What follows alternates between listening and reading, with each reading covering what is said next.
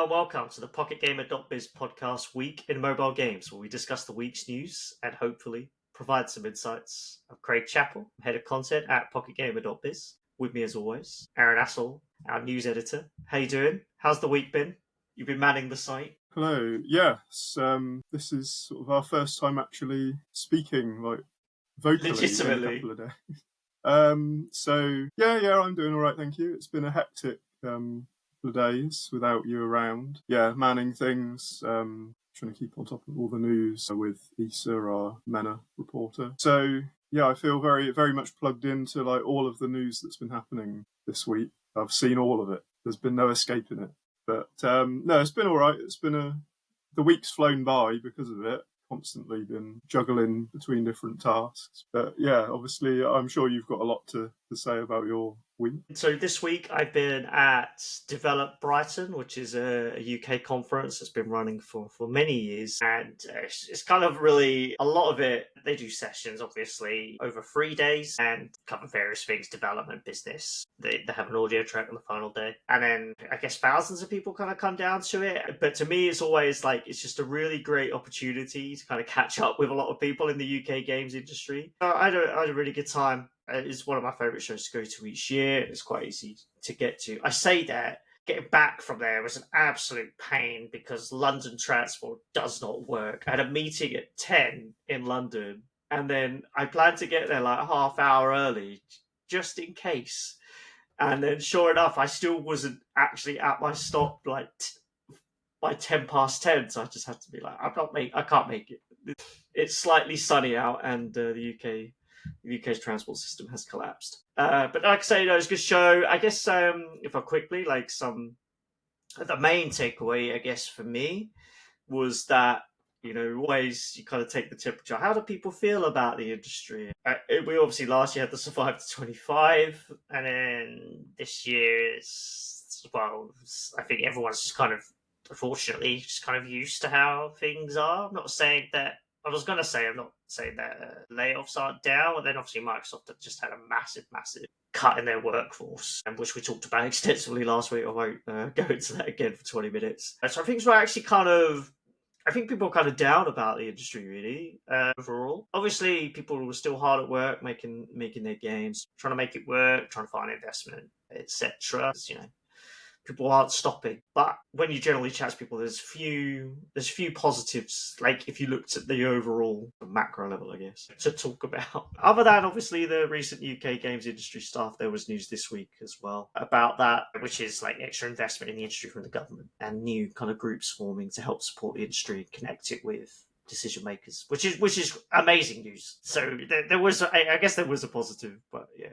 It's all a lot of negativity going around, and hopefully, probably been saying this for a couple of years, but hopefully, next year, it will feel a lot better. So that, I guess that's been my week. I no time to play StarCraft this week, so I'll have to play a bit more this weekend. Right, so that's enough of that. So, as always, a few shout outs before we get into some of the news we're going to cover. We've got our own events coming up. We've got Pocket Gamer Connects Summit Shanghai on July 30th, PGC Helsinki on October 7th to 8th, PGC Aqaba, which is in Jordan, November 8th and 9th. And we put out the finalists for the Pocket Gamer Mobile Games Awards, so please do check that out on the site. I'll attempt to remember to add a link in the description. And that will take place in August at Gamescom in Cologne. It's on the Tuesday night on August 19th. So, we got plenty of stuff coming up. We have a few more things in the works as well that we'll announce in due course. And actually, thinking about it, we'll have Top 50 coming up as well in a few months. So we'll be starting that process soon as well. So I guess to kick things off, I guess I won't go too long. So at Develop Brighton, I did a talk with Aonic co-founder and chief product officer Olliver Heins. And so Aonic, if you don't know who they are, they're a Swedish games group formed just in 2021. It's not that long ago. But they already own a whole bunch of kind of small to mid-sized studios, and they have service companies and publishing operations as well. The companies that it owns include Endreams, Red Games Co., Tuto Tunes, Other Side Entertainment, which I think is Warren Spector's studio, Xbox, which is, I think it's ads, rewarded ads, And then they own quite a bunch more. They've been pretty busy. In December, they raised 152 million euros, which was about $160 million. All that was for mergers and acquisitions and to support its own studios. Heins himself, his experience includes kind of her MTG, GSN, Playarium, Natural Motion, Good Game Studios, Big Point. So he's been in the sector for kind of many years at quite a lot of big companies. And we spoke on stage about kind of how to raise investment in 2025, which after I was kind of talking about the negativity, and obviously during the last few years, investment has been pretty low. This year, more of an anecdote, I guess, but from a news perspective, recently, it felt like there's been a lot of investment coming back in just because we're reporting a lot of stories. I already mentioned just before the podcast, obviously, French studio Million Victories just raised $40 million, so congrats to them. And there's been a bunch of others this week I need to catch up on and last few months. But I guess it depends on who you are to be like how you feel about kind of the investments. So anyway, we had like a few tips and his thoughts on the state of investment. And that he has an interesting point of view because I guess he's raised money and he's also deploying capital as well. So some of the things we talked about when they decided to get kind of their extra round of funding, I think it was about, he said about 50 million. So this is 150 million they raised. So 50 million came from existing investors, 100 million came from new kind of investors. They thought that process. So for people that would like to know, how long does this kind of stuff take? This is obviously a very, very big investment round, right? So I'm sure mileage varies, but he said they thought the process would take about 3 to 4 months. It took a year. So they began in January last year and then finished in December. So 12 months, apparently it took about 150 meetings. That's not including meetings internally. So one of the things that he said, kind of asking about the overall state of investment and is it coming back? I'm not saying any of this is new, but it's interesting. So he said that investors are now much more focused on doing kind of the right due diligence. So we all know probably about, it's not about super growth anymore, it's about profitability, right? He said years ago, you could go to an investor and say, hey, I used to work for Blizzard 20 years ago. And then the investor would be like, oh, here's your check. Exaggeration, but we have seen a lot of those kind of stories, right? X Riot Games person raises X amount of money. And he said the games industry in particular was really hyped during COVID, so it was very easy to get big investments. He said now you can still do that, but investors kind of learned they need to be even more knowledgeable about the industry. So now when you talk to an investor, he said they really know kind of, well, according to him, a bit more of a deep knowledge about the industry. He also said you kind of have to sometimes educate investors that aren't used to games. But he said, I guess the games-related ones, they know about kind of failures, they know about success, they ask much more questions about the market, and they want to know what your go-to market plan is. He said the biggest difference from years ago is that ideally companies seeking investment, they need now something to show that is tangible, like a playable, and not just a pitch deck. So he said you need to have a prototype, demo, or at least a video. You can still raise this money without it, especially if you have the right CV and the right network. But if you want to raise money, and you haven't been the CEO of another game studio, you haven't got 1 or 2 top hits on your CV or in your portfolio, then you need to just simply come with a far more advanced pitch. And he said he gets around 200 to 300 pitch decks per month.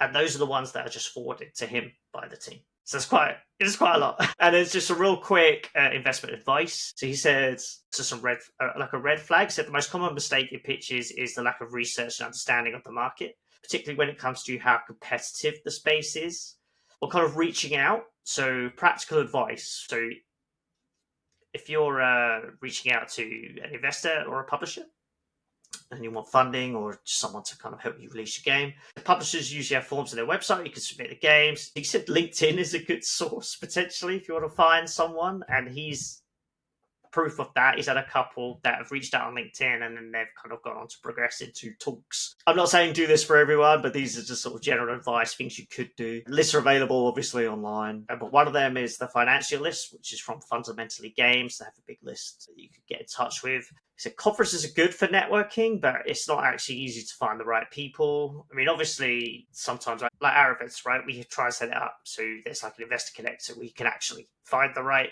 people. But yeah, to his point, I guess you can't just spot someone out of the crowd. But obviously you can use like meat smash and things. This is right. Some of that is real basic still. He said finding investors can take a lot of initial outreach. So he said when he raised money for his first company, he contacted 700 different investors in 3 months. So it's quite a lot of work. On presentation decks, it was just like I kind of asked, do you need to tailor it, or could you just have a generic one if you're doing such broad outreach? He advised for him, he said, create some different pitch decks that are more tailored to certain investors. He said he thinks they did about at least 30 to 40 different versions. On initial outreach, you could do a teaser deck. So say who you are, what you want to do, why you want to do it, and why your product or company is good. No more than 10 pages for that. You could attach, like, if that's your initial outreach, you can attach like a longer deck at the end. Obviously, if the investor wants to know more, you can discuss it with them. And his quote was, I don't have unlimited time. And it helps if it's small and compact. And then some real quick general tips. Your pitch needs to stand out, obviously. You need to have a product which grabs the audience. And his point was just like, Steam, there's so many games coming out on Steam every day. On mobile, of course, is really busy. Loads and loads of games constantly out. In terms of like who you could approach, if you want to build games, have your own company, and you don't have a mindset really to sell, you shouldn't talk to VCs, as there'll be a need to sell at some point. You could talk to strategic investors, you mentioned like Miniclip, Jagex, or private investments. If founders want to sell but don't want the pressure of VC, so private equity is getting more into games, but they're more focused on big checks. And his last tip that I've got written here, said come with a reasonable budget. So if you come and ask for $50 million, it's probably not realistic at the moment. So be reasonable with your ask. Be prepared with what you want to do, not just have a great idea. You need to know what's the competition, what's the saturation of the genre, who else is out there, how easy is that to get into, and kind of how competitive is that. So it was a really interesting talk, some interesting tips. I'll try and get the video for us to publish, but I'll put a link into my roundup of that talk. But it was very interesting. So thanks to Olliver, and thanks to everyone that attended the chat. I found it useful. For Aaron, we'll get on to the news of the week, because I've just been out of this all week. So you've got a few things, but Clash Royale was pretty interesting. Yeah. So last week, Clash Royale introduced a new turn-based mode called Merge Tactics, where players basically initially you'll buy, sell, and merge your troops, and then you kind of send them into battle where they fight automatically against other players, and you kind of continue to build them up in a bit more of a limited way. One of the unique features of it is that players, basically there's a pool of troops, so if you choose some, then other players can't, so it's kind of a give and take there. You're trying to build up a certain type that you've chosen, and then other people can't build them up. And it also has kind of a pre-established pool of characters, so it doesn't depend so much on who you've got in other game modes. It's very much like its own thing, as we've kind of seen Clash Royale become something of a kind of hub for Supercell projects. But yeah, interestingly, the mode's very quickly been followed up with a spending surge based on AppMagic estimates.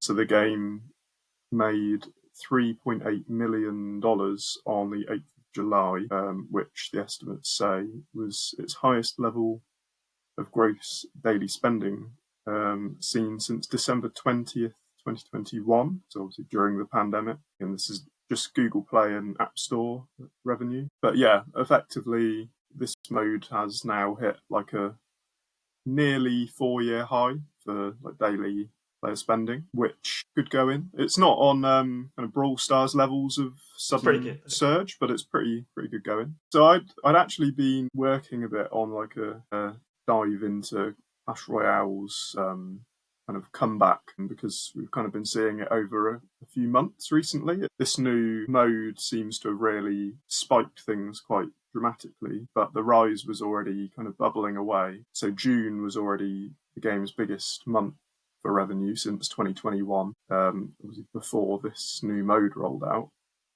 So yeah, I wanted to take a bit of a look back at what the Clash Royale team's kind of been doing over recent months. It kind of looks now in retrospect like they've made some changes to design philosophy that have helped the game improve, and then as that's snowballed a bit, they've now brought out this new mode that's kind of excelled things even further. In May, the earnings were up 67% month over month to 40 million. And then in June, they went up to 51.4 million.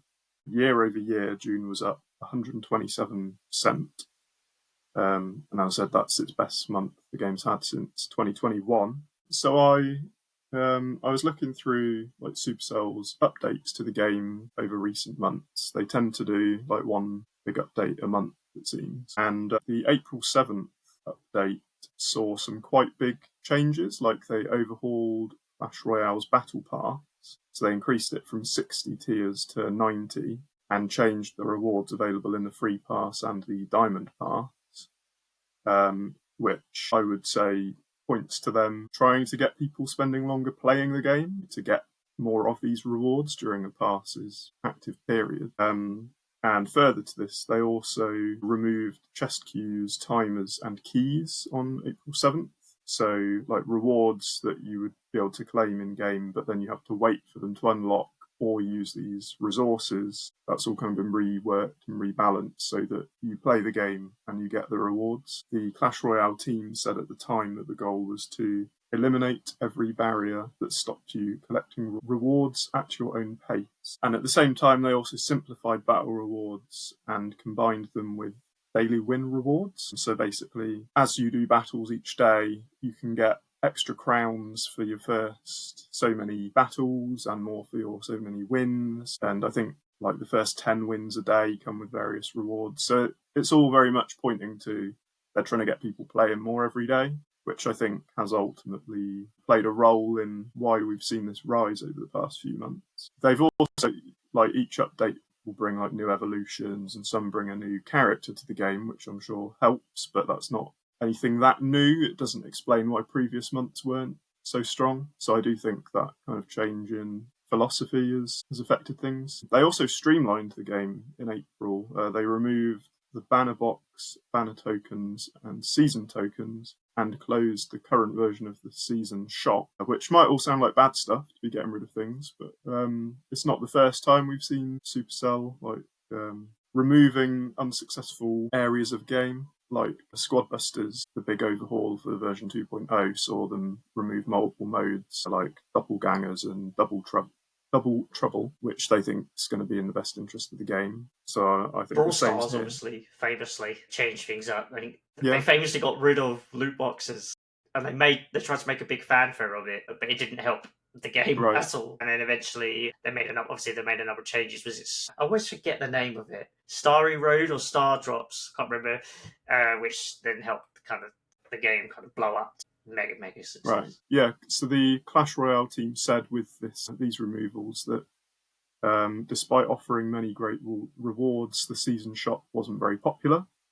So yeah, I guess they just decided to get rid of it. They said that they want to make the best rewards accessible to all players and give people the freedom to enjoy the modes that they like without being forced to like participate in seasonal events to get rewards, which I thought was quite an interesting thing to say. Obviously, seasonal events are a very kind of common thing in mobile games. So yeah, quite noteworthy they're going a different direction there. Players were also given like gold in exchange for things that were removed, I guess, so that they weren't too upset at Supercell for just removing things. And they tied it in with an update that introduced a new character called Boss Bandit. So people didn't just log in on the 7th of April and find there's less to do all of a sudden. Really, since then, I'll say that the game's been picking up steam month over month. June saw, it's the best full month.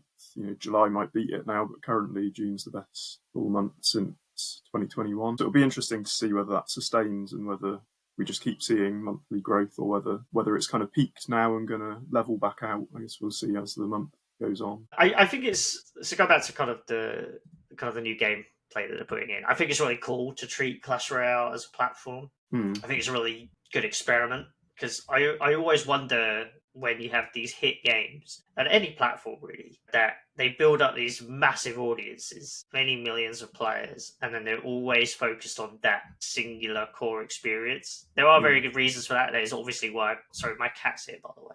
I didn't introduce him earlier. He's been missing me for a couple of days, so he's joining the podcast. I don't think he has anything to say. No, just get comfy. Yeah. So yeah, I think it's really interesting that you get all these games, they get millions of players, and there's obviously very good reasons why they keep that core experience, because that's why people are there. And then if you start adding more modes, in theory, you can dilute it, right? But I still think it's actually a really cool idea to at least try. And then obviously you have the bigger games. It's a bit kind of different. You have like a Fortnite trying to expand into other games. So I think it's a good idea. And then obviously they were going to put in they previously announced about kind of Clash Mini being part of Clash Royale, right? And integrating that. So I think this is well worth keeping an eye on. I mean, we don't know if it's going to be a big success. It's had a good start, I guess, along with other changes that they have made. I guess it's risky, but I'm quite excited to see what they do. And the other thing I wanted to say is kind of about the revenue going up, that revenue started going up at about mid 2023. So there'd been a long decline. And it's probably one of the kind of most successful mobile games ever, right? And I think there's some people out there that say it's probably the best mobile game that they've played, like the original core experience. And then it's just been on the decline for many years. Obviously went up during the pandemic. But 2023 is when things started to rise. And I think that and these changes recently are perhaps indicative of, I mean, one, obviously trying to turn around the game, but two, they've been expanding their teams, right?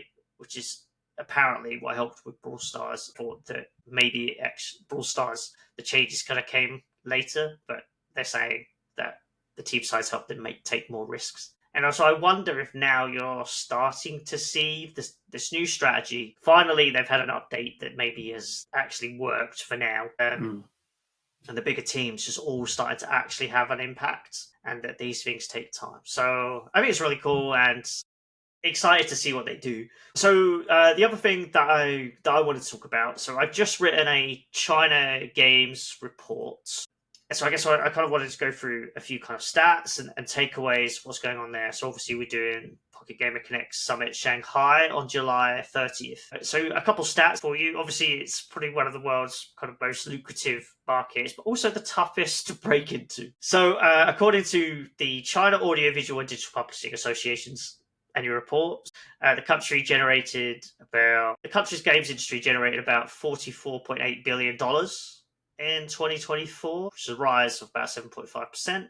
Nico Partners, meanwhile, puts it at $48.7 billion, and I think that is where Newzoo puts it around. Then, so AppMagic looked on their China App Store only revenue. They said it generated about $15.6 billion gross revenue last year. That's just from player spending. Was actually a small decline, 1% year over year.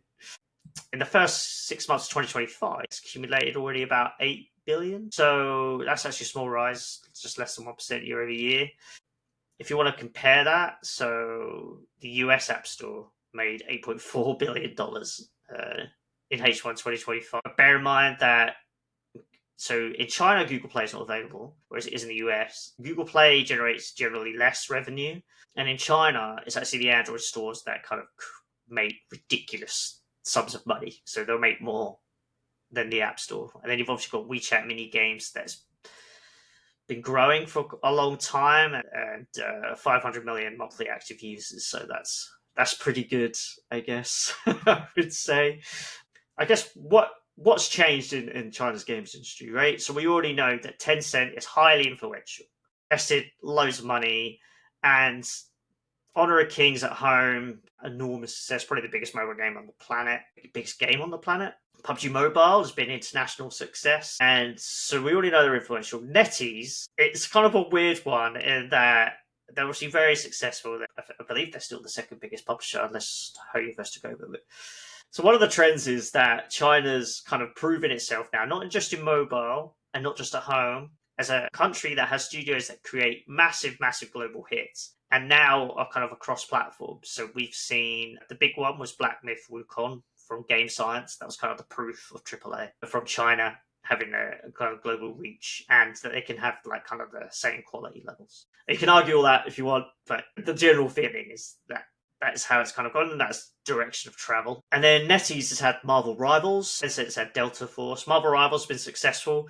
but it's kind of come at a weird time of like, so they've kind of proven, we can be really global, use global success at the same time as NetEase is scaling back its international operations. They laid off the US team for Marvel Rivals, or at least most of it. So yeah, it's a really interesting dichotomy. I've chatted before with kind of an executive that used to be a Chinese company, and I believe is now an investor last year, and they were like, they don't see how companies outside of China will actually compete with that scale. Because obviously, MiHoYo, Genshin Impact, massive games that rumored to be $100 million to make, $200 million a year to run. And so, can Western companies compete with that? In China, they've got more staff. Apparently, it is cheaper currently to make games there. But then they've got such a big market that's kind of somewhat closed off to international companies. Can get to that they can use that as a base as well to build on internationally. So China's got a lot going for it, and I think we'll only see that influence increase over the years. On mobile, of course, like Microfun with Merge Games. Probably, I think they're like the biggest Merge game developer out there now, ahead of Metacore. And then obviously, Funds emerged as another leader in the kind of 4X strategy space with Last War. Century Games from China with Wild Survival, another 4X strategy game. So yeah, it's looking very good. I spoke with a couple people from the industry. So I spoke with Tom Van Dam at Joymaker, and I spoke with Mikael Leinonen from My Games, the CEO, about the industry. He said that, Mikael said that when we started My Games over a decade ago, development in China still lagged behind what he'd seen in the West. Fast forward to today, and many of the world's most impressive developers are based in China. Says, believe only seeing the tip of the iceberg. Tom Van Dam, he said that China's market is not just different, but it has its own trajectory. So he said, while Western markets are largely built around console, China's built from the ground up mostly for smartphone. Obviously led to different consumer behavior. You've got WeChat, it's massive there. So he said it's brought gaming to a massive audience that might not otherwise engage with traditional platforms. Anyway, the report will be out soon. I'll put the article up on the site very soon. There's a lot of interesting insights, but it's just that China is one to watch. And if you're an international company, it's been tough, right? So licensing freezes, changes. It's quite difficult to get your game out there. My Games said a talk at PC Barcelona that time has shrunk. So I think it could have taken even like a couple years to get your game to launch there. Now it's like merely like a year or less. Less than a year, which is a very long time. You don't have that problem with like other markets, right? But there was an announcement this week, I think, for foreign funded games, as they put it, in Shanghai. There's a new thing to help make it even easier to launch. So currently, it looks like there's a bit of an easing, there's an opening up. We'll see if that maintains. We'll see if more licenses keep getting approved. It is very difficult, but yeah, China's like an old story almost in how influential it is. But it's also a current and new story of just how big it could be on the international stage.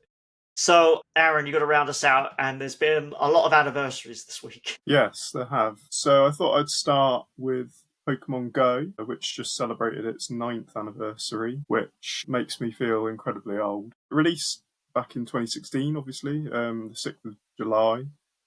Took the world by storm. Anyone that listens to our podcast regularly, Pokemon Go comes up quite a lot. So as of the latest anniversary, AppMagic estimates put it at about 8.8 billion in lifetime revenue, so player spending from Google Play and the App Store. Obviously, they make additional revenue from the web shop, but just looking at the kind of major store revenue, spending was actually up 1% this past year, so that's better than down 1%. It's not done anything crazy, at least based on these estimates, compared to it peaked during the pandemic, ironically, when people couldn't go outside. So for year 9, it's estimated to be about 830 million almost, which is still very good money. Swiftly moving on from Pokemon Go, we also had Zenless Zone Zero's first anniversary, which obviously we were talking about Hoyoverse a minute ago. Another big China, another massive China developer now. Yeah, so and that's kind of flown by that it's been a year already since their latest game came out. So it was the 4th of July last year, and in its first year, Zenless made 442 million on mobile, again from the two big stores, according to AppMagic, which, not a bad sum by any means. Compared to Hoyoverse's kind of recent standards, it's sort of nowhere near as good. Like, it made just 23% of the mobile earnings that Genshin Impact achieved in its first year on mobile. Genshin came closer to 2 billion in its first year, so obviously 442 million doesn't look so much in comparison. Zenless Zone Zero's biggest month was its launch month of July last year. It made almost 100 million, or like nearly a third of its whole year's earnings, just in its debut month. So obviously it's declined since then, but it's not just been like a downward slope the whole way through. June this year was actually its third best month.